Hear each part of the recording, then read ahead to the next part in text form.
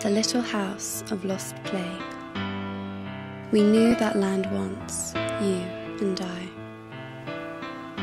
And once we wandered there, in the long days, now long gone by.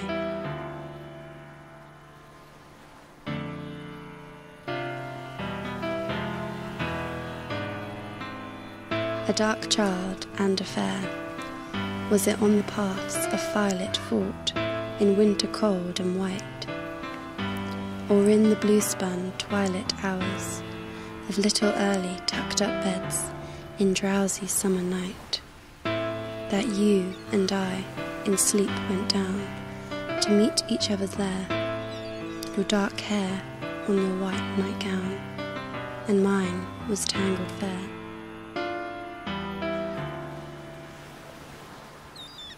We wandered shyly, hand in hand, small footprints in the golden sand, in gathered pearls and shells and pails, while all about the nightingales. Though long we looked, and high would climb, or gaze from many a seaward shore, to find the path between sea and sky, to those old gardens of delight, and how it goes now in that land. If there the house and garden stands, still filled with children clad in white, we know not, you and I, that leads between the sea and sky. To those old shores, we know not, you and I.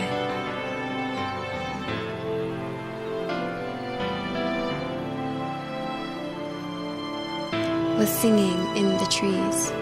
We dug for silver with our spades, and caught the sparkle of the seas, and ran ashore to greenlit glades, and found the warm and winding lane.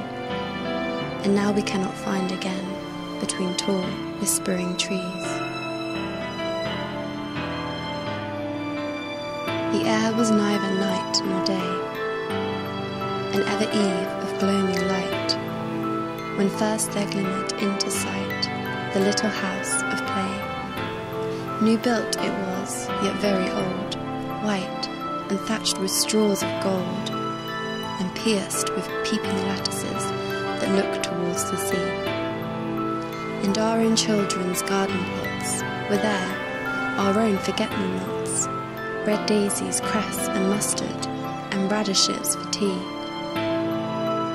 There all the borders, trimmed with box, were filled with favourite flowers, with phlox, with lupins, pinks and hollyhocks, beneath the red may tree, and all the gardens full of folk that their own little language spoke, but not to you and me.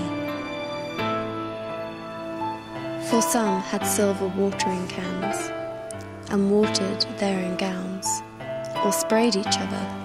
Some laid plans to build their houses, little towns, and dwellings in the trees.